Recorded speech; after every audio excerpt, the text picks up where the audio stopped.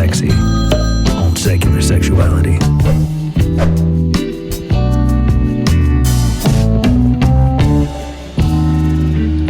Hello and welcome to Secular Sexuality, the ACA show hoping to find some squish and a little ish in all of your cis. I'm Christy Powell. My co-host tonight blurs the line between male and female, gay and straight, human and cat cyborg. Welcome, Vila Bianca. Meow. And our guest tonight is part activist, part sex symbol, and all woman, reintroducing the patron saint of sex, Miss Arden of Eden. Hey, everybody. Thanks for having me. I'm so excited. Oh my goodness. I'm so excited for this episode, you guys. I need this in my life right now. You guys, we're going to be talking about some really fun stuff, including the super straights and micro-cheating. So if you guys have anything you want to share around these topics around toxic heteronormativity, please feel free to call the show at 512-991-9242, or if you're abroad or don't feel like picking up a phone, go to tiny.cc/call-sex or whatever. I'm going to keep saying that as long as it's in the notes. So as long as it's in the notes, maybe we should update our paperwork. Okay, I'm getting the message on my preparations. But let's start, I guess, by clearing up what we mean by toxic. It feels like it goes without saying, but it's maybe worth pointing out that apples are not poisonous, but a poison apple is. Monogamy isn't toxic, but toxic monogamy is. It's simple semantics, but we're here to talk about toxicity. So what does toxic white knuckle monogamy look like? Yeah, I mean, some of the articles we were sharing between our group, it was really fascinating reading this. It seems like they're marketed towards men is the impression that I've gotten. And it also seemed that their impression of monogamy is like inherently codependent. I don't know if you guys picked that's up fair on to that. say.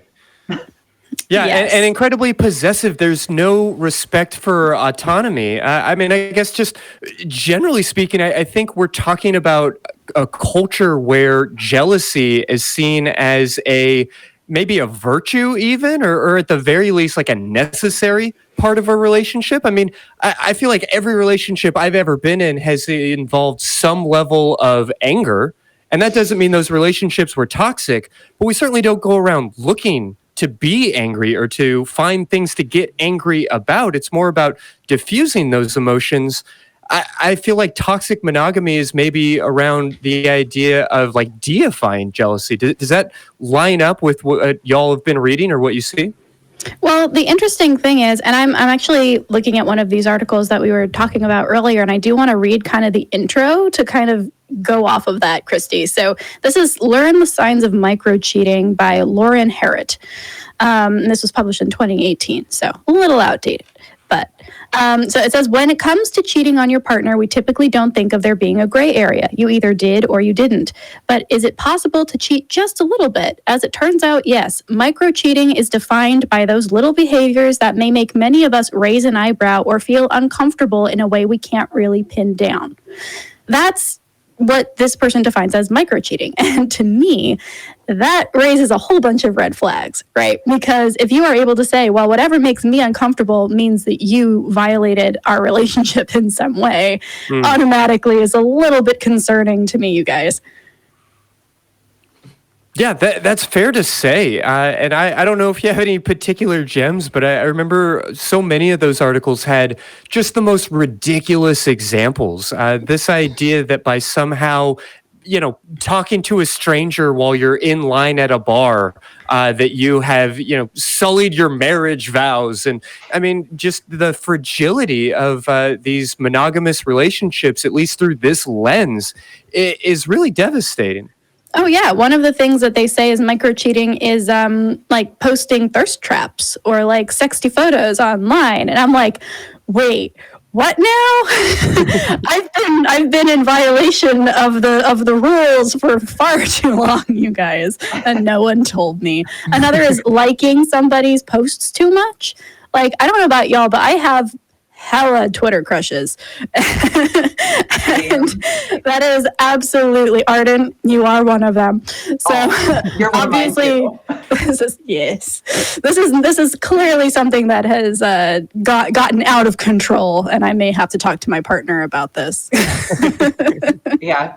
I thought another one of those that really struck me was they said if you find that your partner is relying on someone else for emotional support, that could be a sign. Like, are you not allowed to have any other people in your life that you turn to for? Not that you're emotionally close to. No, I mean your partner, your spouse, really is who we're talking here for so much of this in a cishet relationship, if we're being honest. But your partner is supposed to be your best friend and your only friend. Your only sexual partner, your only attraction, your business partner. I mean, we're trying to bundle up all of these identities and then trap people in them like straitjackets. Yeah, there's another article about this called, I got an ad for eHarmony. Let's X out of that thing. Signs she's cheating. And it goes into microcheating, and some of the signs that she might be microcheating on you is that she's less reachable, or that she's got a new hobby, or that like she's more closed off. And I'm like, I feel like this is probably setting a lot of people up for some really awkward conversations. Like, the reason I'm closed off is because you keep thinking I'm microcheating on you. So sorry. Well, and we can dunk on these kind of like BuzzFeed relationship quizzes and wonder like, well, who's taking these things seriously? But you don't have to be a therapist to know people are taking these things seriously. I feel like these ideas really are coming up in our culture and showing up in everyday life. I mean, am I being alarmist, or have y'all experienced this sort of thing? No, I think you're spot on. I mean, I feel like I maybe contribute to it in a certain way, because one of my favorite shows to watch are shows like The Bachelor, those dating reality shows, and I love it because it's like watching the straights in their natural habitat is kind of what it feels like, and it's very much that energy, this notion that you're trying to find this person who you're just like so compatible with that if you are codependent, that it'll like work out, at least presumably for a chunk of time. Yeah, it's very, very normalized, I feel like, in the broader culture. Oh, the funniest part, though, is because I'm very secretly becoming more and more Bachelor watcher, one of those people. But it's so funny to me, especially because, you get down to those like last four people, and the main character, the protagonist, whether it's a guy or a girl, is always so concerned because they're like, I feel love for more than one person, and this is really weird. Oh no, I only have to pick one. And it's like, there's like all the tension is around this idea that they have to pick one, and I'm like, there's another way. This could be diffused very quickly. And I don't know if the guys are into it, but like possibly. Right. Well, and it's worth highlighting here that monogamy is an option, and it's a valid one, right? Like we're specifically talking about toxic monogamy, but it feels like monogamy is one of those sexual identities, like, cis, straight, allosexual, that just gets handed to you at birth, that doesn't necessarily line up with who you are. So what kind of problems show up when you don't like actively choose this for yourself? Gosh, I mean, you can feel broken. You can feel like you're doing it wrong for some reason, or that you'll never quite be happy. You also can feel a lot of guilt, especially around this concept of things like microcheating, because if you are in an environment where whatever you do that makes your partner uncomfortable is ultimately your fault, and you've violated them in some way or ruined the relationship or run that risk, right? That's a lot of burden to bear. And you can't even go to anybody about it, because if you're emotionally close to another person, then that's also microcheating. So I guess you're kind of screwed. So yeah, I think it's for some people, it absolutely is the right choice. And people should be supported in doing whatever it is they feel comfortable with. But even people who are monogamous and who will always be monogamous, would benefit from thinking about these things and actually asking themselves that, because there's a lot of peace and a lot of joy that really comes from knowing, oh, this is what I am. It's not just something I opt into unthinkingly. I've done the thinking, I've done the research, I've maybe tried some stuff, and this is where I'm comfortable. And you're able to know that and be comfortable in your skin. Yeah, well, and I just believe that when people are presented with a spectrum, they get to draw their lines somewhere and figure out where they exist on that spectrum. Whereas if we just try to emulate what we see on movies and TVs and things like that, it suddenly turns into this like really extreme and pretty toxic version of the idea. I think that's where you get this idea that it's okay to, key somebody's car just because you think that they might be cheating on you. Oh my goodness, yes. The number of country songs that I listened to as a kid that got me really just ready to like have to key some guy's car at some point. Like I was like, I guess this is just part of growing up, is keying. You have to be ready, yeah. Well, what are some of the warning signs maybe that we ourselves are clinging to this like really patriarchal or maybe possessive form of relating to our partners? I think part of it is kind of like I personally would consider myself a monogamous person, is kind of this notion of thinking that you are never going to have insecurities, you're never going to have doubt, you're never going to suspect that maybe you're not satisfying your partner's needs on some level. When I think, you approaching any relationship, you have to understand that you are not going to be able to satisfy every single need for an individual person. That's why we live in communities with multiple people. And the notion that even if you are monogamous, that you are just going to, find a person who you are such a perfect fit for that you need absolutely no one else in your life is just really a fantasy that we've unfortunately been convinced might exist in reality. Mm-hmm.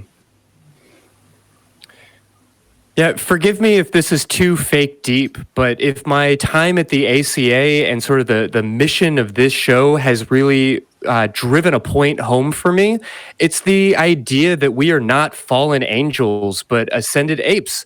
And apes are social creatures. I can't stress that message enough, that it's baked into our DNA. It's part of, everything we discussed when we explored polyvagal theory and all of these other notions that this show is built on, is the idea that the way that we as mammals relate to one another is socially. We are not built to be rugged individualists, not in these like toxic and extreme ways. And I hate to think that we are unnecessarily mate guarding and putting up all of these barriers and all of these rules around the way that we connect with other human beings that just aren't serving anybody or that just don't need to be there.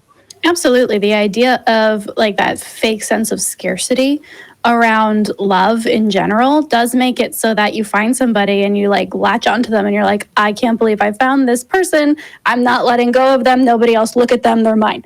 And like, I get those urges still, right? Like there are moments where I'm just like, this person is mine and no one else can look at them. But at the same time, like you have to realize that is something that has been kind of ingrained in you. And there is no reason why you can't share love with multiple people or people with multiple other partners. Like there's nothing inherently about that would take away from your relationship. So yeah, I think just addressing that scarcity component as well is super important. Mm-hmm. Well, I'm going to ask V to take us to the phones here in just a moment. But first, I guess I wanted to ask about y'all's individual journeys. I mean, what sorts of things have helped you to identify these thought processes in your own life? And how have you been able to make some of those changes?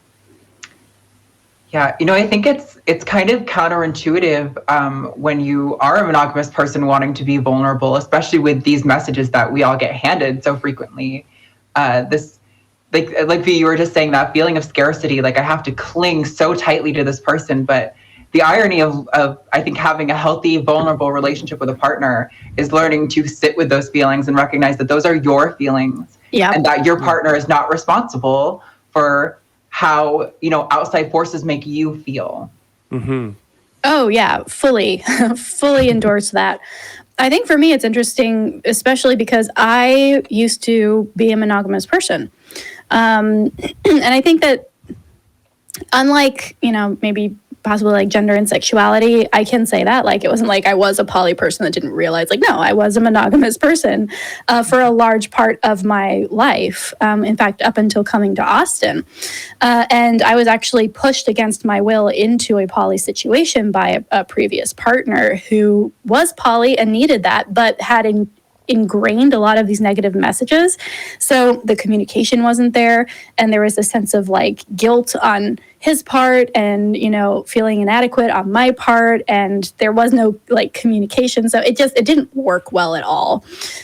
So I'm just very happy that I got out of that situation and into a place where I got on shows like Secular Sexuality and talked with people like Marie Delafont, who was one of the first guests that I remember interviewing, talking about building your own relationship style and getting off the relationship escalator, and actually talking about things like polyamory in open, just down-to-earth ways, not as this thing that was like taboo or this thing that was being forced upon me, but as this valid alternate option with a community around it and language. And yeah, so for me, this whole subject is still very fresh and very exciting because I've realized I have that capacity.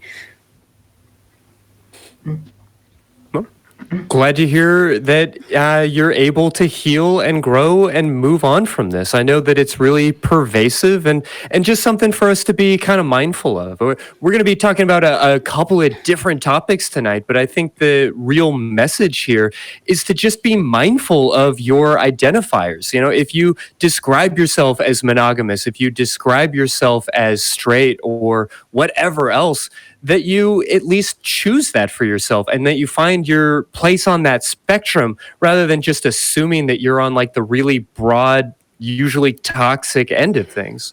Right. But with that in mind, V, who do you want to talk to first? Well, we've got some people calling in that are way ahead of us in terms of they know exactly where we're going tonight, and I'm excited to talk with them. So let's talk with Erin in New York first. Erin, welcome to the show. How can we help you tonight? So I had, which kind of stinks because actually, as you were describing past relations with me, I've been there, so I'm going to have to call in another time for that. However, I have and this is going to sound totally stupid, but it's actually true. It's not me. It's actually a friend who's going through this situation. And whenever they talk to me, they're gender fluid, and a lot of the times when we talk deeply, it's more they had a lot of trauma when they were a kid, so they kind of, I feel, saw themselves, they pretty much created this part of themselves that was more outgoing and competitive and protective, like traditional masculine roles. And, but they were biologically female. So I guess now in the future, when they talk about their feminine side, they always refer to the stereotypical traditional stuff. Like, that's when I'm more submissive and meek, and I take those abuses from people because I'm more cooperative and healing. And then they also make a lot of references to, like, if they're trying to compare their independence, I guess, or their ability to like fight for themselves or provide for themselves. They always like, yeah, and those guys, they even have dicks, and like they make gestures to their between their legs. So it's it's hard to hear to like know that I'm not with those traditional roles, but like they're still subscribing to them, even though they're fully aware that we're not about stereotypes anymore. Like, gender is pretty much out the window because anybody can do anything they want. So I'm just really confused at like, and I know if I say something to them, they're going to get on me because we've had some discussions in the past about gender and sex and yada yada yada. So I guess I'm just looking for a sounding board if I'm thinking properly, or not properly, but like if I'm not alone in how I'm seeing this negatively affect their life. Sure. Yeah.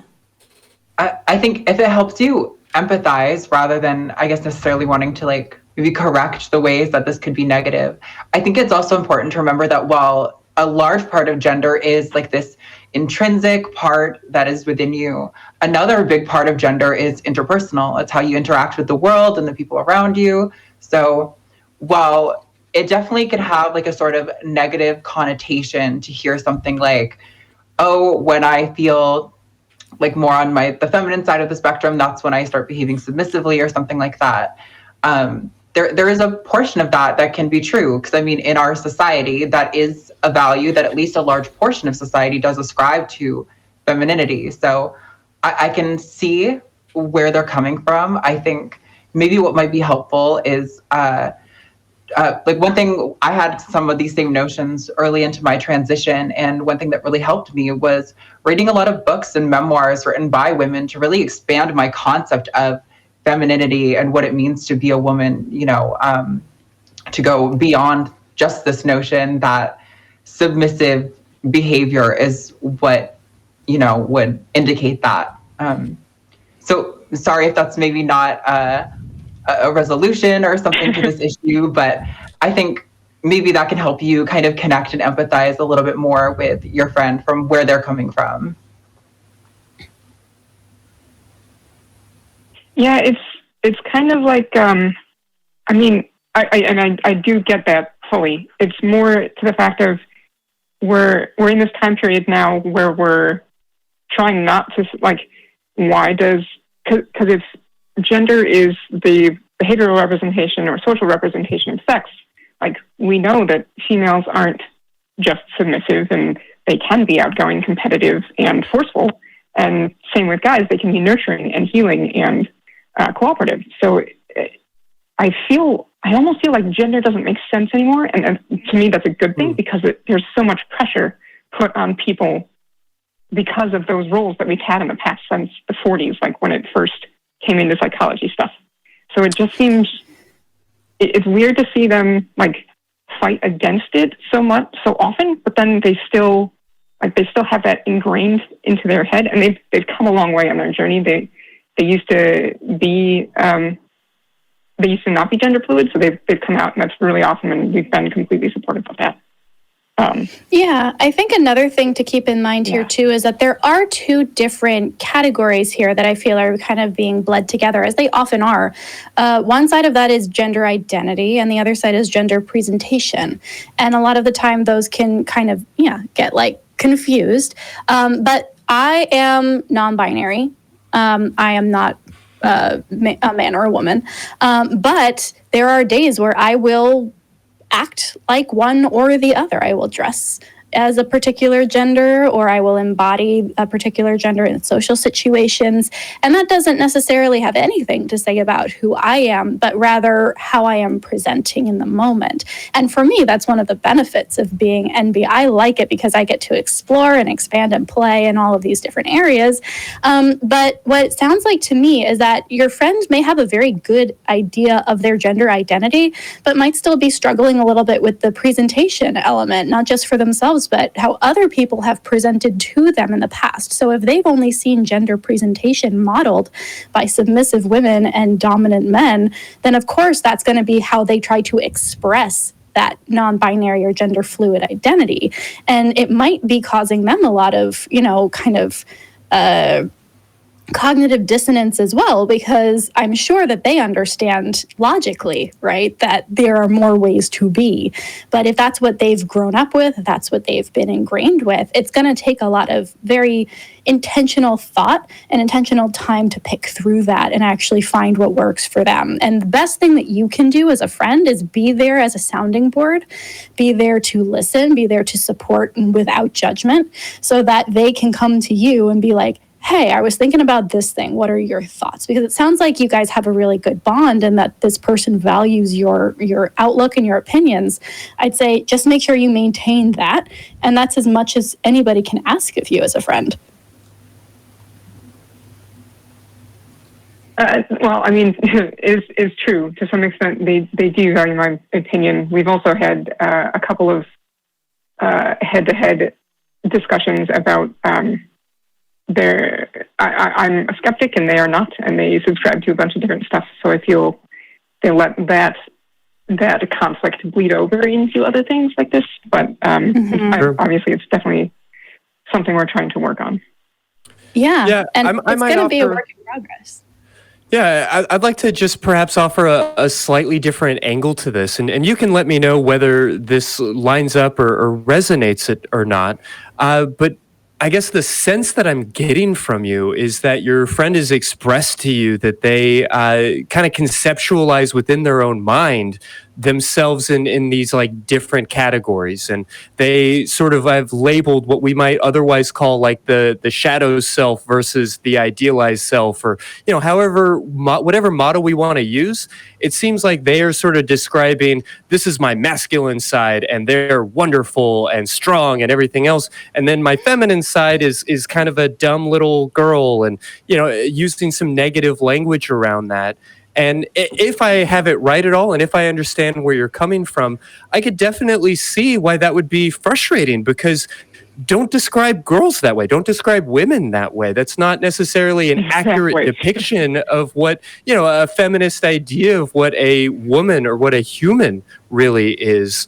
And if that is the case, I might say that, what goes on within somebody's mind is sort of their business. And if that model helps them to conceptualize themselves, then there's some value there. But it does sound like they're using some pretty toxic language to describe femininity, and that's maybe not sitting right. Is that at all in line with what you're experiencing? Very much so, yeah.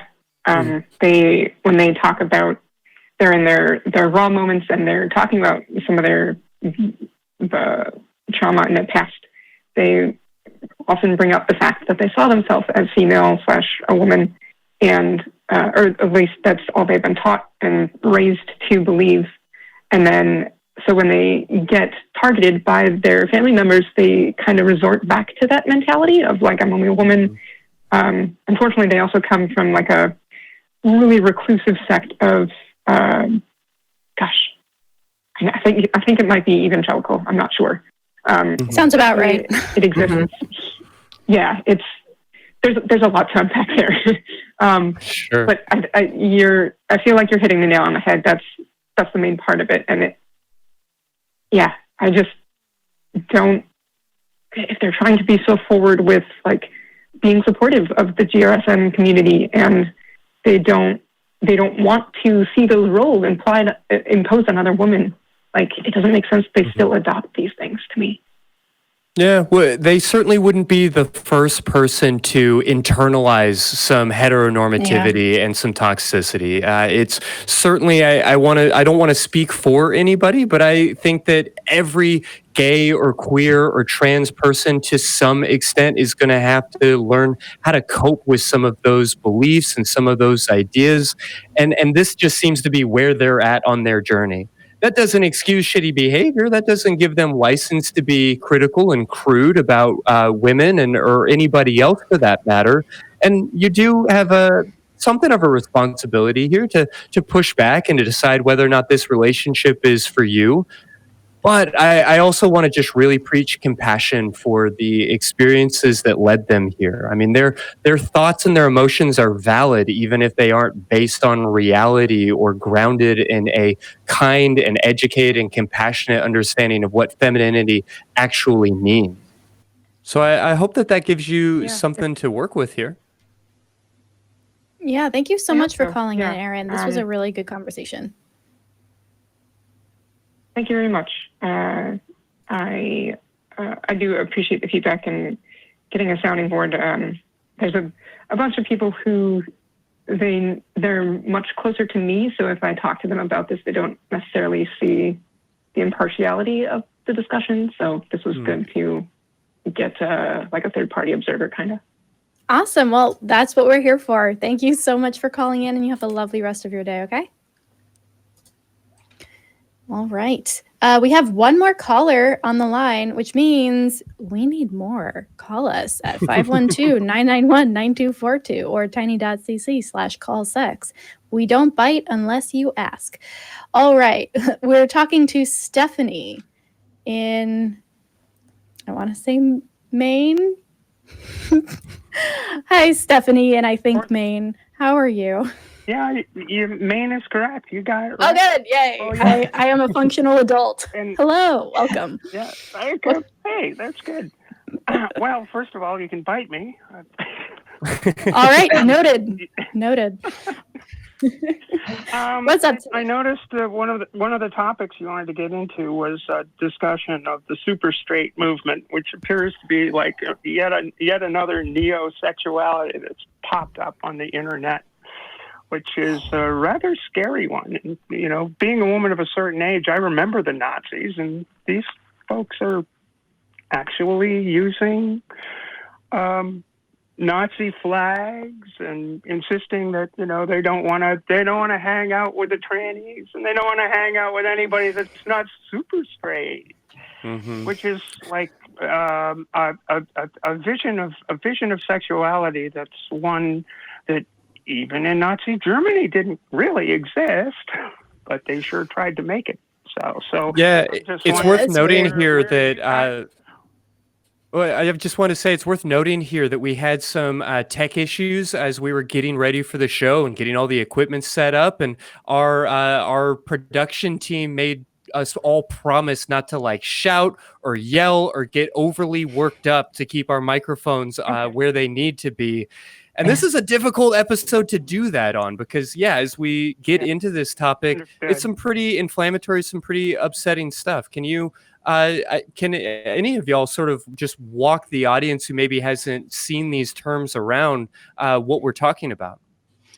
Yeah, well, we are going to be dedicating an entire section to this right after this call. So, Stephanie, I think what I would love from you is just your 2 cents on this ridiculous fad, and then we will be able to move on and actually address it in depth because you provided us with that perfect segue.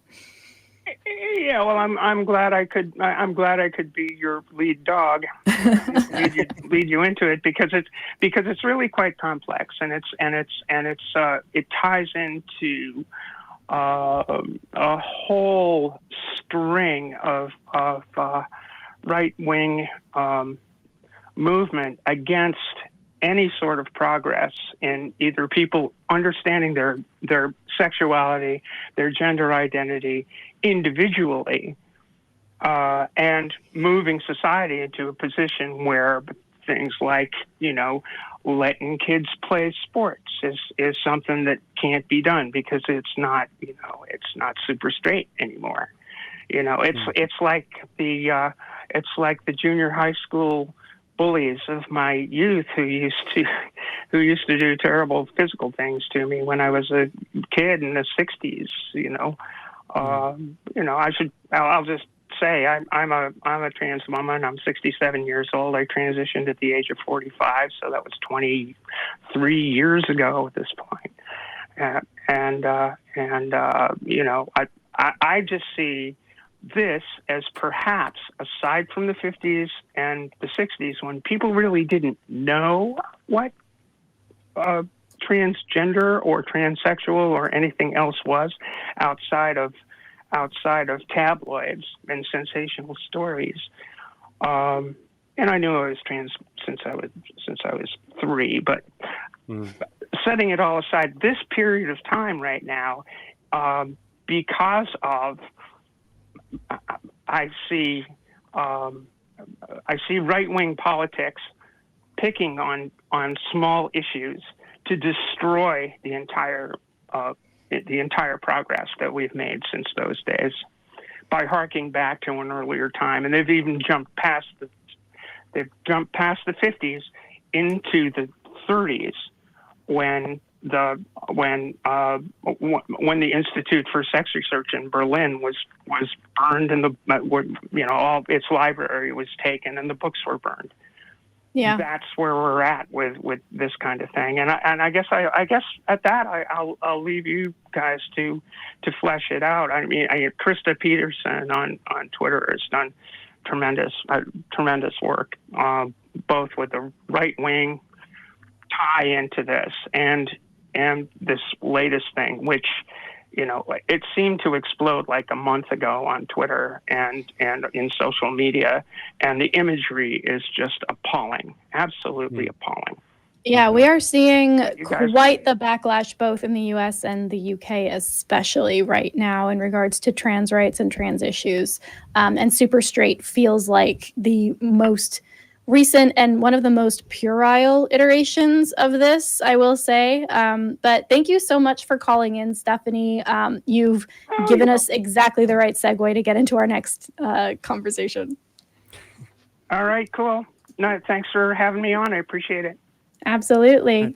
Thank you. Have a good night. All right, you guys. Well, Christy, let's back over to you. Yeah, let's open up that can of worms. Let's go ahead and set the record straight. Is the idea of being super straight inherently transphobic, or is that a reactionary response? I think we probably should define super straight first, but I will defer to Arden on this because I know Arden has been fighting this very, very much online the last couple of days. Yeah. So, I think there's like a really important distinction to be made because the kind of intention of this whole super straight thing is, I believe I'm using this right, but it's kind of that Mott and Bailey thing where, they say, well, what? I can't be straight. I can't not like penis or something. And that's the implication they give, but that's not what the claim they're making is. The claim they're making is, I'm not attracted to trans women. And the thing about that statement is that trans women are an incredibly diverse group of people, equally as diverse as cis women. So to say that you are not attracted to trans women is a really absurd claim because it would require you to be able to detect trans women just by seeing them.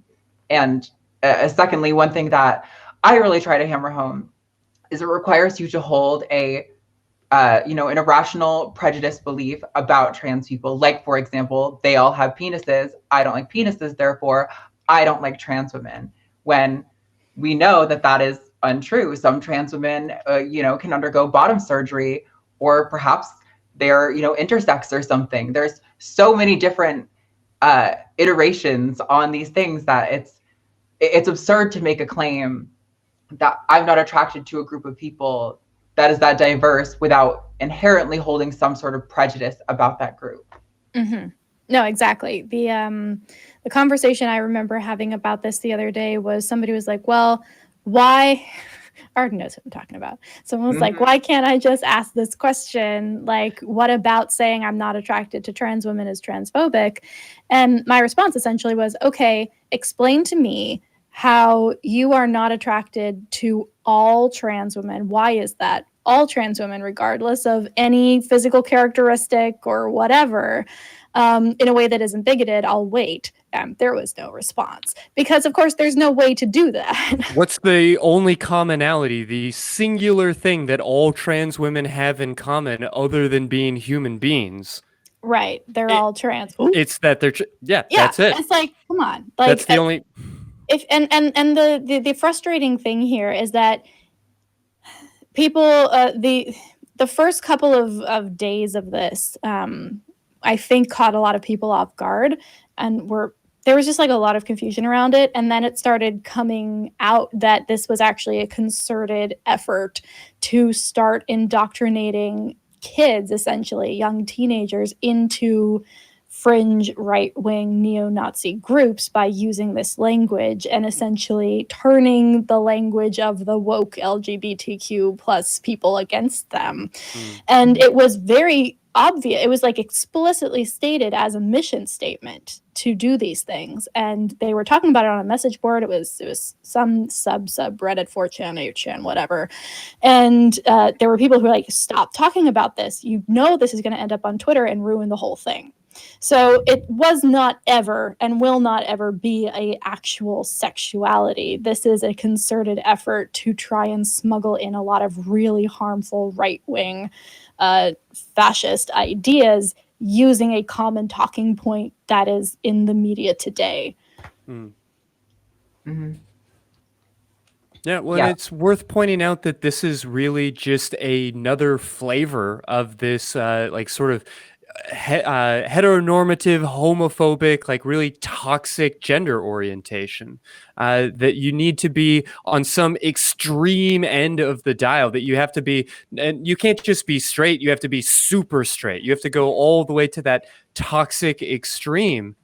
And so it just makes me wonder what life would be like, what our culture would be like if we were all a little bit more uncomfortable embracing this notion that, everything does work on a spectrum, that we're all a little queer or a little straight, whatever that actually means. Does that idea mean much to the two of y'all? Was it anything that you experienced growing up? Well, I know that I've had a lot of interesting conversations with my partner, because like the terminology like gay, straight, homosexual, heterosexual is becoming increasingly like fluid, especially as we bring gender into the equation, which, historically has not really been considered. It was very much around like, okay, you're either with somebody with the same parts or different parts, right? And so there is this ongoing metamorphosis in terms of language, I think, that we are going to have to look at all of these terms and see how we're actually using them and be aware of that, because otherwise all of this gets muddy and then people are able to smuggle in other terms that are actually harmful and we're not able to articulate why that's the case.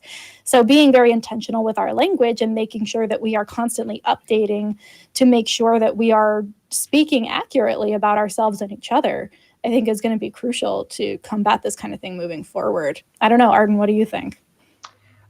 Yeah, I mean, my experience with, sexuality was, there was a lot of confusion, especially as I was trying to figure out like my gender. I knew that I definitely knew I was attracted to women. That was for sure. And I kind of had the sense that I was attracted to men, but that one was a lot more difficult to work through for me. I think being, socialized as a boy growing up, I think there was a lot of shame associated with a lot of that stuff. But as I've started to undo those pieces, I kind of realized that like the gender of the person that I'm attracted to really plays almost no part. Like I might have, like a frequency of being attracted to people who present a certain way more often.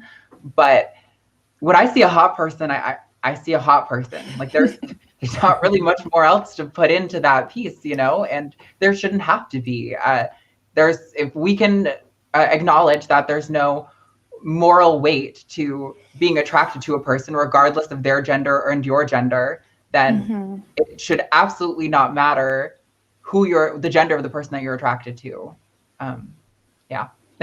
No, that's been my experience as well. In fact, my own gender journey happened after I realized I was bisexual, which is the label that I've chosen. And I was like, okay, why am I attracted to both men and women? And more, I was like, it's not anything like biological in terms of like what their bodies can do. It's very much more about the individual person. And if that was the case, then why am I sorting them by men and women at all? And there's this other thing that's not either of those. What is happening? Oh, that's me. Okay. So it was a very, very steady, like, I won't say slippery slope because the evangelicals will jump on that phrase, but it was essentially like, gender is not the requirement for being interested in somebody. And because that was all that was ever talked about in that context, like nobody ever talked about sex or gender outside of, well, do you want to have kids with this person? So once I got rid of that component, I was like, oh, well, this concept doesn't even really serve me anymore. Why else would I even adhere to it? Yeah, I'll just say for my own part, this quote, this "everyone's a little queer" was a song lyric that I experienced in high school. And it totally broke down the walls for me. It let me know that I didn't need to be this like extreme end of the gender spectrum.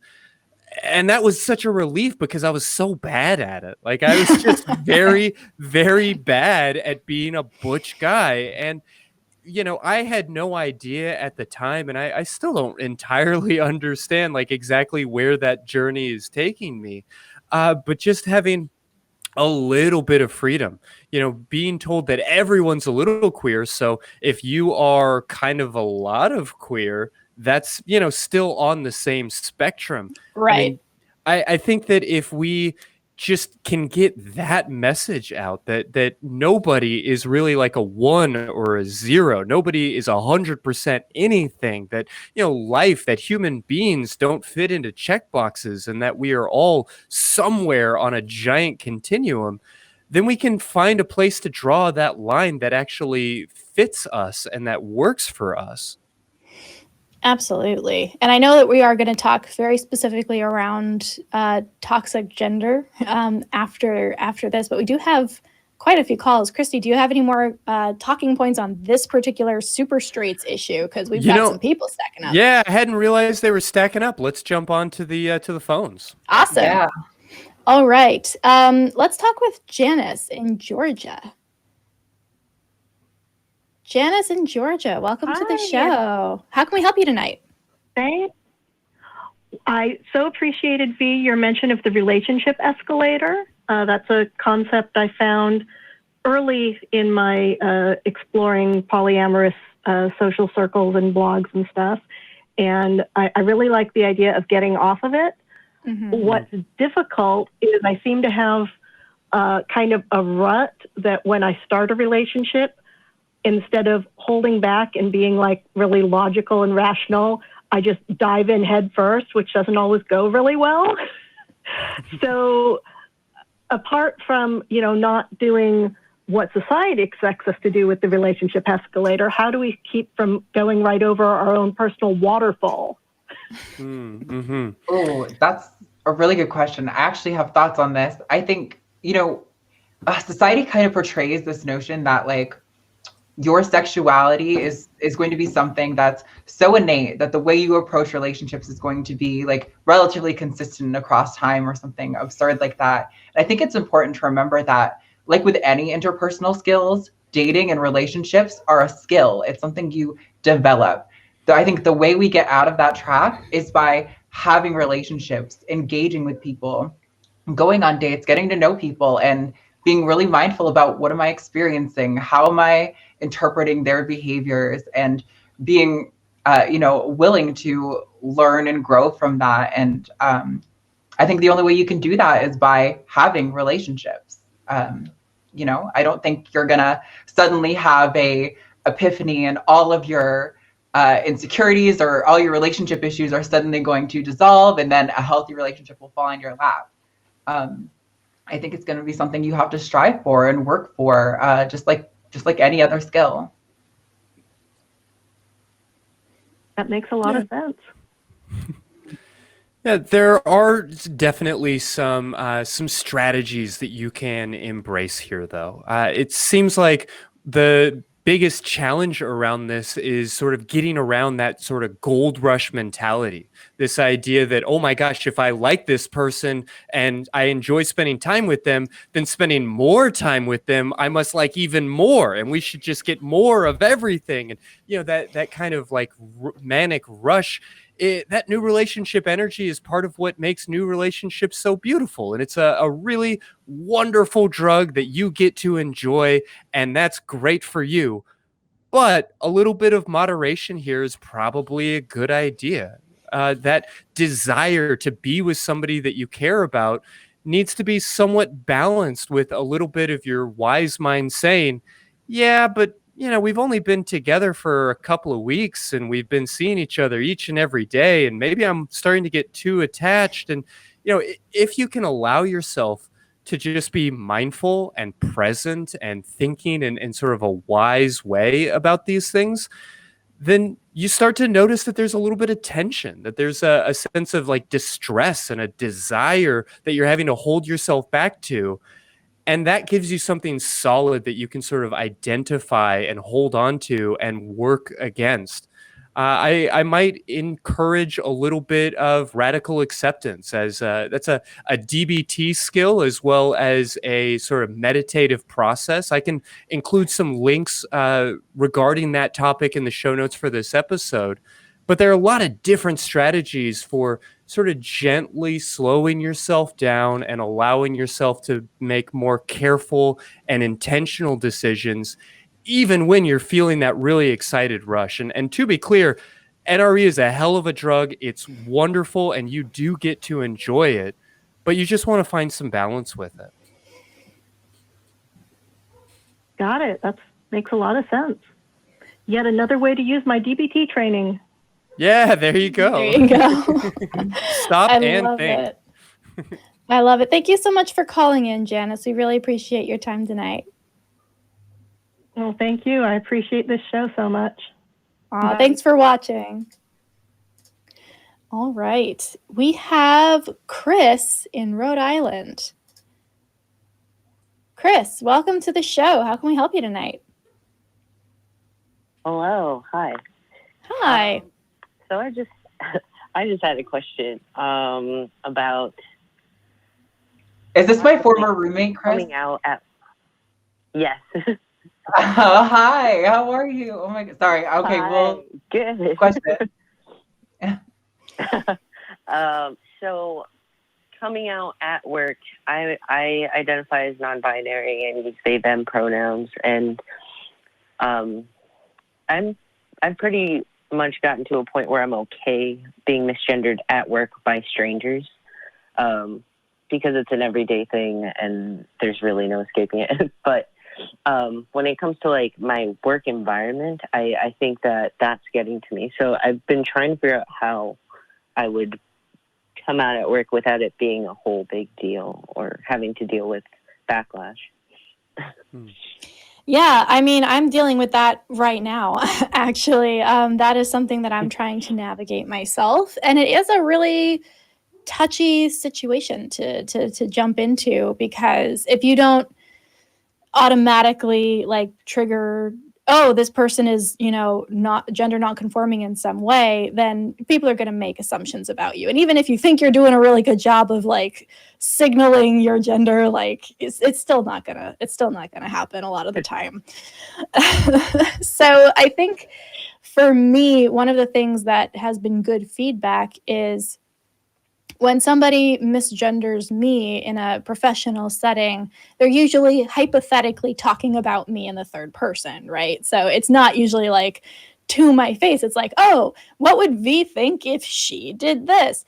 And then I very just gently go, well, if V was doing that, they probably would say this. And just very casually just like flip the pronoun in the situation. And the people who care and like are attentive will be like, oh, I caught that. Okay, cool. We're good. And continue on, right? So there are like subtle ways to signal that. If that's something you want to, that's an uphill battle. And if you want to fight that, that's one way that I found that works really well. But yeah, it's a tricky balance to make, especially because a lot of the time, for whatever reason, trans or non-binary people, or the concept of gender in general, is just very sexualized. And so in a work environment, you might accurately be like, this has nothing to do with sex at all. This is just my identity. Yeah. But it becomes tricky with the other people if they are not as educated around the subject, because then all of a sudden they're all flustered and flushed, and then you have to be like, I'm so sorry, this isn't what I meant. It's a whole deal. So like my ultimate advice would just be, do what feels right for you. Fight that battle when you have the energy, and you don't need to be consistent every time. Like every time someone does something, you can let it slide sometimes. That doesn't mean that you're any less of anything, or, or holding different people to different standards. If it's not emotionally feasible for you right now, that's fine. Just you have permission to just like let that go. Yeah. I've actually just been like playing with the thought of putting my pronouns on my name tag, because it is a job that I wear a name tag. So I'm not into confrontation, so I don't really want to have to do that. But if it's there, then they'll be able to see it, I think. Yeah. That was more or less my recommendation. I've worked with a number of folks who have just worn a button on their lapel. I don't know what the uniform or the appropriate, decor is or attire at your workplace, but something as simple as that can often really make an impact without taking a whole lot of effort. Now, depending on the culture of the work environment, it can also lead to a bunch of arguments and conflict and tension. And, certainly I don't want you to feel like you need to be the tip of the spear or take on any progressive change that you're not ready for, just at your day job and in your daily life. But a lot of folks have found that to be a really effective way of sort of communicating who they are, even to folks that aren't necessarily looking for it, without having to deal with constantly correcting people and expressing that. Yeah, for sure. I think I'm lucky that I live in a state that I think is a little more accepting. I feel safe to be able to do that. So I think that's good. Where I'm going to start. Yeah, honestly, the whole believe it or not, I know that people who watch Talk Heathen don't believe me, but I am not a confrontational person. I don't like confrontation. I am so socially awkward at times that it's just painful. And honestly, having to tell people about my gender has been the single most instigating force for me to get over a lot of my own hang-ups and be like, I have to say this thing, and it is really one of the most awkward things to have to talk about. So I don't know why the gender gods picked people like us to have these conversations, but I feel you. I feel you. Yeah, I mean, I kind of remember at another time, if you can find like that one safe person. I know you've had safe people in your workplace before, and I think, I don't know, you're right. Rhode Island's a great place full of really great people. And I think, if you have any of your coworkers that you feel you really trust, maybe if you're not comfortable wearing like your pin, starting coming out to like one or two people at a time could also be helpful. But yeah, I think I remember coming out in workplaces as a binary trans woman, and that was hard. So like, I can't even imagine what it's like getting people over the hump of understanding what it's like to be NB. So much love for you, and best of luck. Yeah, thank you. Thanks for calling in, Chris. Thanks so much. Wish you luck. And if you have any fun stories or cringe stories you want to share and just, have that validation, like, feel free to call back. I will definitely. Sounds good. Thanks so much. Bye. All right, you guys. We are good. Cool. Well, let's switch gears now and I guess talk a little bit more about gender. We've pointed out on this show before, but seemingly everything from duct tape to handguns seems to be like narrowly gendered. What's the motivation, you suppose, for this level of like polarization? Well, it's to sell chocolate bars, you see. Yeah. I'm sorry. I was following the Yorkie debate that was happening earlier today on Twitter because, again, I am perpetually on Twitter. Yeah, me too. Yeah, I don't know. Arden, what do you think? Is it purely the result of like a capitalism-based society that needs strict binaries in order to market their products? I mean, I think that's a big part of it when it comes to things like handguns and like, pink pens, and makeup for men and all these kind of weird things. I think that really does come down to, it's a lot easier for capitalists to market towards a narrower margin of people. But, I think we even see that just in our like culture generally. I think maybe I'm a little biased because of the communities I interact with, but I suspect that has something to do with the impact that evangelical Christianity has on our culture. But, I mean, maybe I'm wrong on that, but I suspect it has at least a moderating factor in the equation. Oh, But no question in my mind. I mean, I was raised by a conspiracy theory minded evangelical preacher who refused to shop at certain toy stores because of news stories about them removing the boy toy section and the girl toy section signs in order to just have a toy store. You know, just in case some boy might wander into the Barbie aisle and it not be clearly marked, and that we might all fall into some, liberal hippie queer conspiracy. I mean, I'm sorry, I'm just picturing like security tackling a 5-year-old who wandered into the wrong aisle.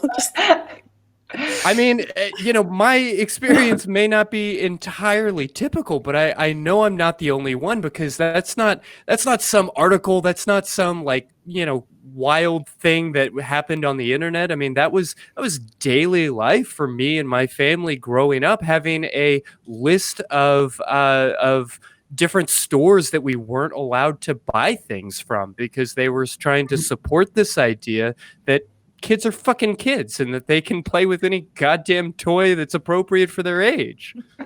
Yeah, I think too, we see this kind of thing, and I saw this with my father growing up. He tried to get me to play every sport. He wanted me to hunt. He wanted me to do outdoor stuff. He wanted me to do all the boy things.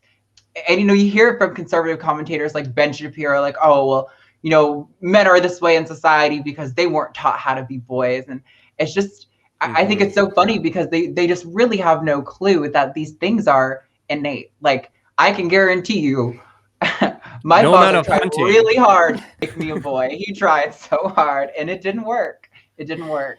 I mean, I think,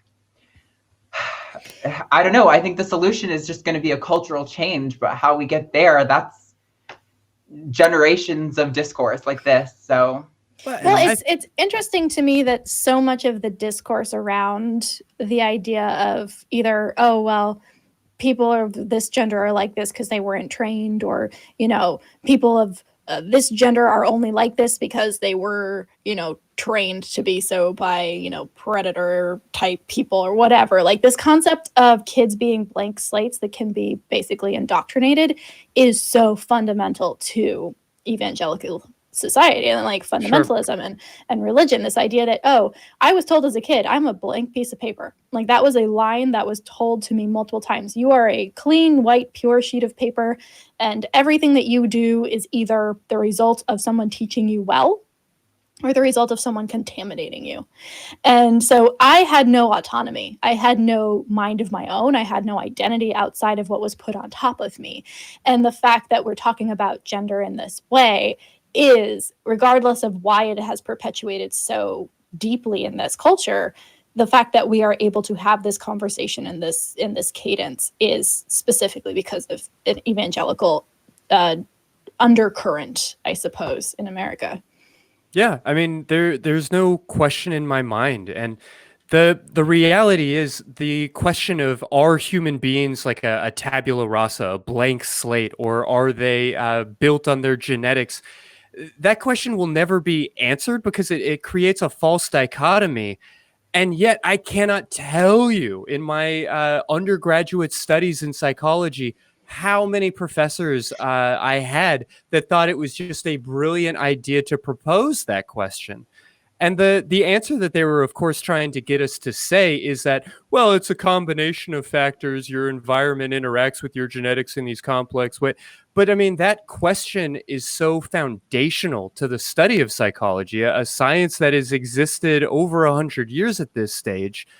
And the fact that evangelicals are still pushing for notions of conversion therapy and these related ideas that if you played enough football or shot enough deers as a kid, that, the gay or the trans or the whatever could be beaten out of you, is just laughable on its face. And yet it's so strongly clung to because it's vital to the scriptural worldview. Yeah. One of the things that I remember talking about with a family member, specifically around being trans, I had not yet come out, but I was, very invested in these conversations for some inexplicable reason. I was talking with my family member about this, and they were like, well, I don't like it because of X, or I don't like it because of this scientific study. And ultimately I got them to admit that, like, even if the science did back this up, which, spoiler alert, it does, they would not accept it. And finally I was like, okay, thank you. Now why? Like, now can we get to the reason why? And the concern was procreation. The concern was that, well, how would everybody have kids if the gender virus caught on and like everybody turned trans overnight? Like, how would kids happen? I'm like, pretty much the same, actually. Like, there is probably very little. There will be probably a slight dip in like the number of birth rates, but not very much. But again, the lack of imagination in these circles around, oh, well, you can only have kids if you're a man and a woman in a monogamous relationship that's been blessed by God, by a priest, in a chapel in front of your family, and then you have sex 3 times to have your 3 kids.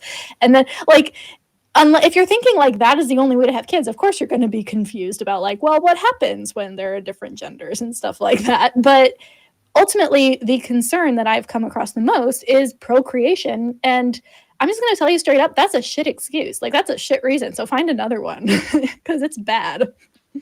Yeah, absolutely. I remember I found out that I was actually unable to have kids of my own, like, biologically, when I was super young. And that never once was like a relevant factor for me. I can't wait to be a mother. I'm so excited, not in the near future, but one day. And I can't wait to, like, adopt kids.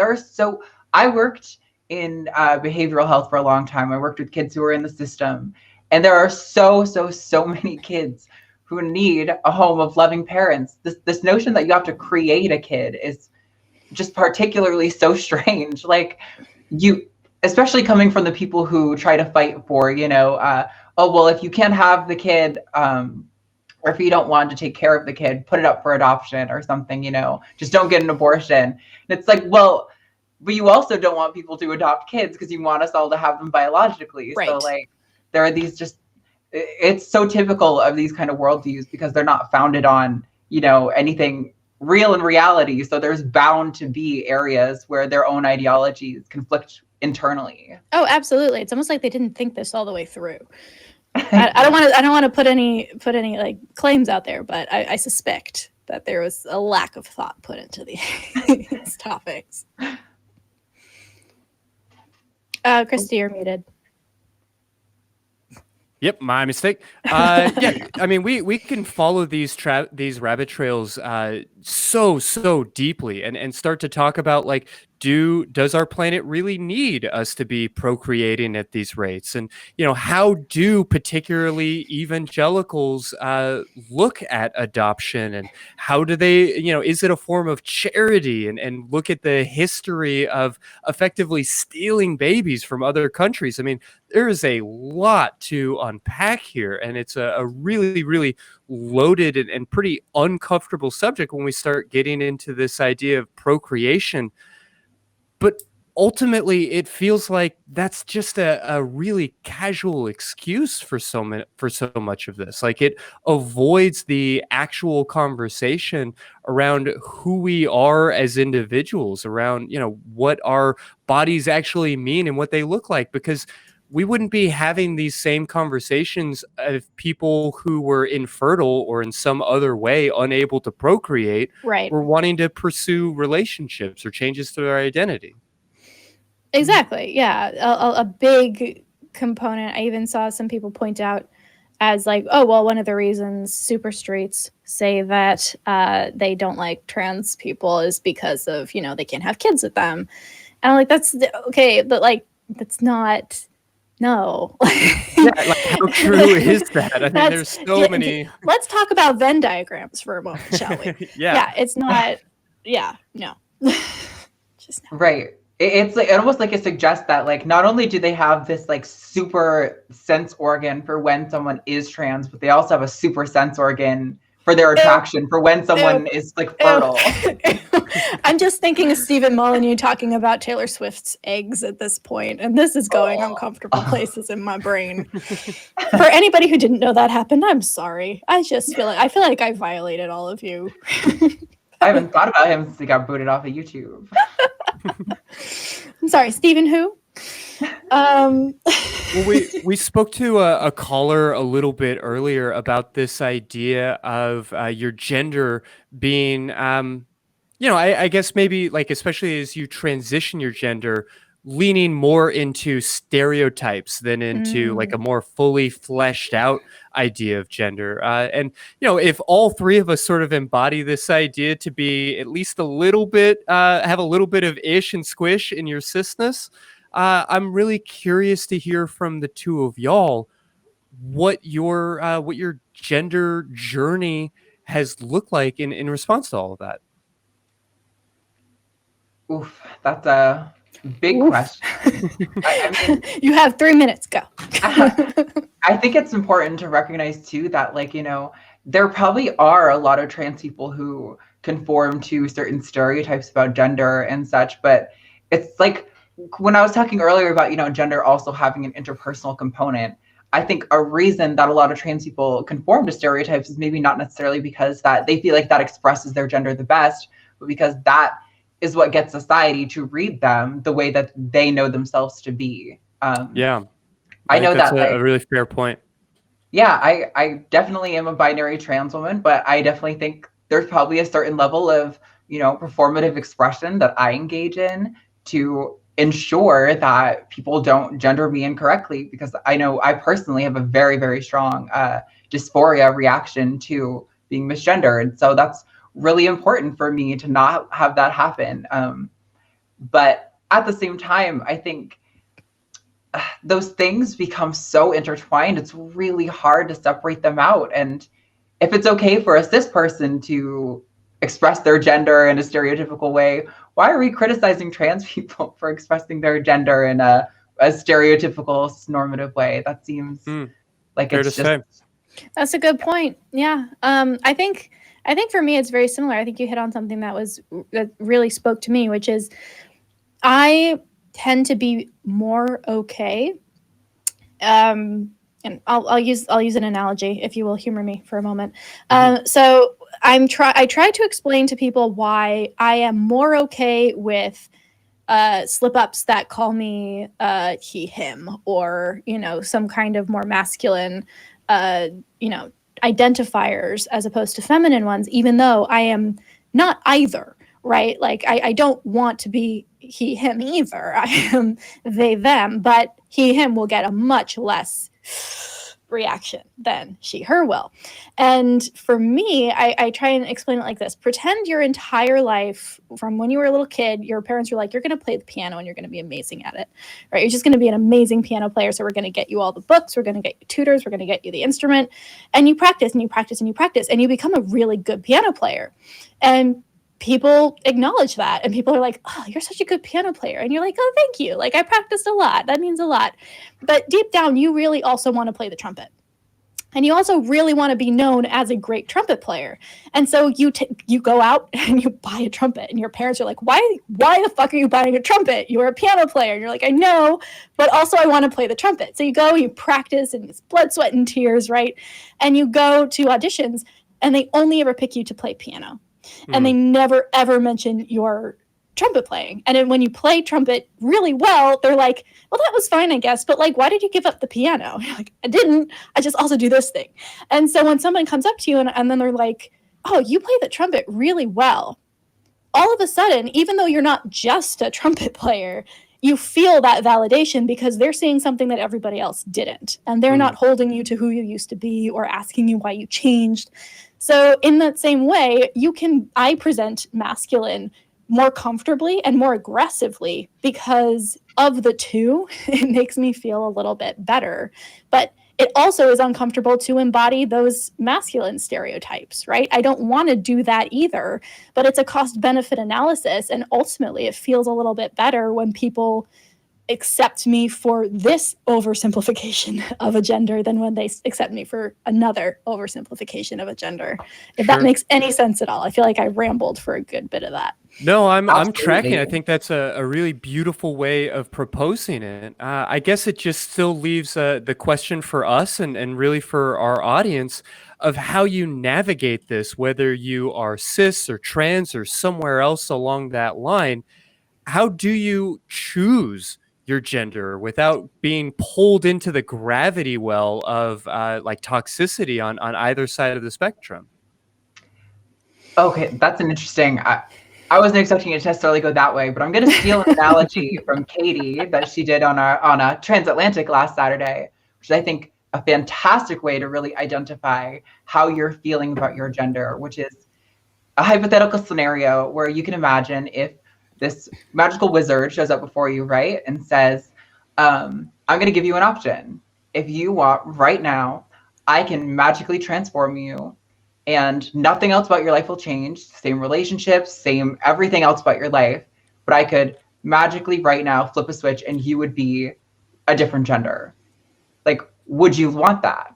And I think that is such a powerful like analogy because you know, when you're feeling like you're trans, it's really easy to slip into doubt because it's such an abstract thing that you think like, how could I possibly know if I don't feel like the gender I was assigned at birth, or if I feel like another one even. And I think this is such a great analogy because a lot of the time, the thing that stops you from, you know, finding your expression is this fear that it won't be accepted or that you won't, you know, do it sufficiently to your own satisfaction.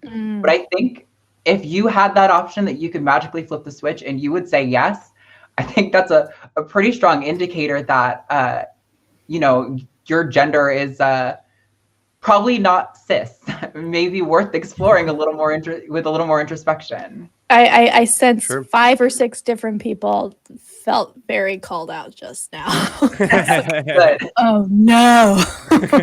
I did not know that about myself. That is a really good way to put that. I think that's yeah, it's less of a, oh, I want to be a trans person, right? And more about, I want to be a different gender, and that makes me a trans person. Like, it's a descriptor by itself, right? It by itself is not a gender, right? When you say, what's their gender? Oh, well, they're trans. That doesn't tell me what their gender is. Like that, no, that's not helpful. It's a description of your gender experience and your gender reality. So yeah, I think that's a beautiful way to put it. And also, yes, we are definitely going to show you where to find this transatlantic call-in show, which is amazing. And I'm going to plug relentlessly in the hopes that I get a guest appearance. Absolutely. Well, have y'all noticed any of that type of like black and white or that extremism in your own thinking? Anything that has maybe gotten you into trouble? You know, I don't have a concern around the aggressively dressing masculinely, but I do worry oftentimes about really trans and cis folks buying into this idea of like aggressive machismo or of, you know, these other forms of femininity that are wrapped up in subservientness, or, you know, even if you're avoiding the negative stereotypes, if you're just taking a feminine or masculine aspect of your identity and making that the whole identity and making that everything about who you are, it really cuts off pieces of ourselves. And I wonder how good any of us are at noticing those types of thought processes in ourselves.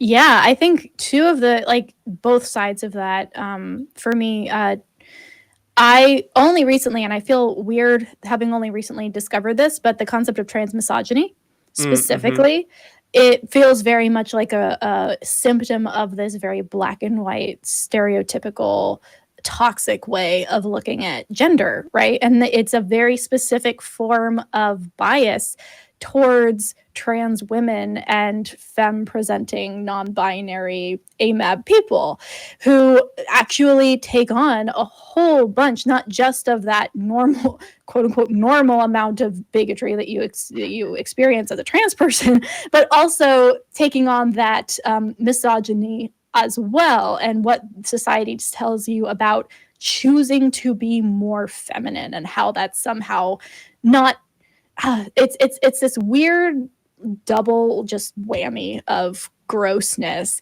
And on the other side of that, trans men and transmasculine people do tend to be infantilized, right? There's this idea that, oh, if you want to be more masculine, that means you weren't ready to be a woman, or you weren't okay. You never grew up into a woman. And that's something I deal with all the time, is that infantilization of like, this person clearly isn't an adult yet because they haven't figured themselves out and they're not embracing this expectation of what they should be. So on both sides, I mean, even within the LGBTQ plus community, there is a lot of that. So this is something that is still a very real issue that we need to be talking about in every community. Sure. Yeah, I think you see also in the trans community, you know, just like you'll see in like evangelical communities of cis women who might internalize certain misogynistic messages and kind of start to fight for them. You know, you have people like the transformed wife, for example, who has said some pretty atrocious things in the online space. You see a lot of trans people falling into, and I'm going to call myself out here, of maybe in their insecurity getting into what might be called like a trans mad or a true scum kind of way of thinking. I definitely can tell you for a chunk of my early transition, I probably would fall into that camp. And I think that comes from, you know, this insecurity of being like, oh, well, I'm not going to be accepted, so I should try to perform femininity in cisnormative culture to such a standard that I become one of the good ones. You know, you see this with people like Blair White, who will bash any non-heteronormative queer person, who will endlessly capitulate to conservative people who are calling her a pedophile to her face. It's really sad. And, you know, I think it's definitely conversations like these that I think that kind of open the door for people to consider, you know, what messages am I holding on to about myself and my gender expression and how I see myself, and how does that reflect how I think about others and the world around me. But it just like religion, in a sense, it's something that's slow and takes time to undo and is really deeply woven into often trauma. So, you know, it's a sensitive journey to untie those things. Mm-hmm. Yeah, I notice in myself when I am kind of getting lost in these things or getting too connected to these identities and gravitating to one extreme or another, that I get really uncomfortable with my gender presentation if it isn't like perfectly spot on. You know, this idea that, okay, well, if I'm going to meet somebody, I have to make sure my nail's done or whatever else. That being said, I'm curious if there are any other places where you notice this in yourself, or any tips, I guess, on how to avoid it. Yeah, I mean, if you can arrange to be stuck in your house for a year without any social contact. Yeah, that goes a long way, sure. Like, I feel like, honestly, the number of people on Twitter, the number of eggs that have hatched over this last year of not having to conform to gender expectations and having that space and that time relentlessly in front of you to like think about yourself. Honestly, it has been, I probably came leaps and bounds, years and years faster to my own conclusions about myself because of this last year. And don't get me wrong, this last year was horrible in multiple ways. And I'm not being like, oh, well, #blessed. But on the bright side, like if we are looking for silver linings here, the fact that so many people got that space away from those expectations to just grow and flourish and figure things out for themselves, and hopefully bring that out into the world and actually really change the way we view standards of beauty, standards of equality, all of this. I think we're going to see the ripple effects of this for a very long time. Yeah, that's certainly true. The studies that are going to come out of this period in our culture are going to be devastating and fascinating. And they thought they were getting a baby boom. Yeah. They got a different kind of baby boom. All the baby transes. I love it. Yeah, well, fun conversation tonight. I really appreciate y'all joining me for all of this, and I guess just serving to highlight this need to select and choose all of our orientations on all of these different spectrums, and to, I guess, be mindful about some of the extremes. I'm going to ask V to kind of walk us through the outro of the show and all of those sorts of pieces. But before we jump into that, any kind of final thoughts or anything, any last impressions you want to make sure to leave with the audience tonight? You know, Christy, I think you said something earlier that I really liked, of this kind of notion that remembering that we are all just kind of an ascended ape, that like, you know, these labels and stuff are definitely important for discussing these things and for understanding like where oppression lies and being able to like talk about that. But it's also important to remember that we are not these special creatures. We're just existing. There's no like, you know, super magical gender box that we all fit into. Like, we're just animals walking around on the planet. And, you know, I think we can sometimes feel almost compelled by all of these different options to feel like you have to force yourself to fit into a box. But like, I think the message we're really trying to get at here is that like, that's important. If that's important for you, that's important for you. And that's great. And that's totally valid. But at the end of the day, just exist. You're allowed to just exist. And that's, you know, as yourself, and that's totally valid. Like, whether or not you are performing womanhood right, if you are a woman, you're a woman. Whether you are, you know, super straight, or whether you're attracted to trans women or not, like, you know, just, I think we just need to learn to not put so much pressure on ourselves about these things, and to just let ourselves exist in the world and not feel so confined by these abstract ideas. Yep. Fair to say. My last thought is that I have been drinking a gigantic stein of green liquid this entire it comes time. in pints? And I love you. And nobody has mentioned it.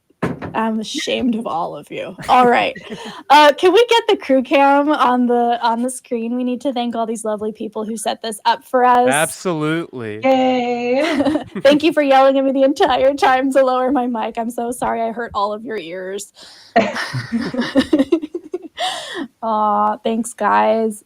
Guys, okay, so Arden is part of a brand new show, and if you have not watched the inaugural episode, you're already missing out. So like, get on that shit. Arden, give us some deets. Where can people find you?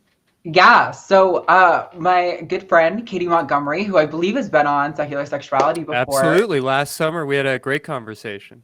Yeah, so she and I decided we really both love talking about this stuff, and there's not really a solid space where people who are maybe, you know, anti-trans, but they haven't really had an opportunity to have a face-to-face, well, voice-to-voice, I suppose, conversation with a trans person.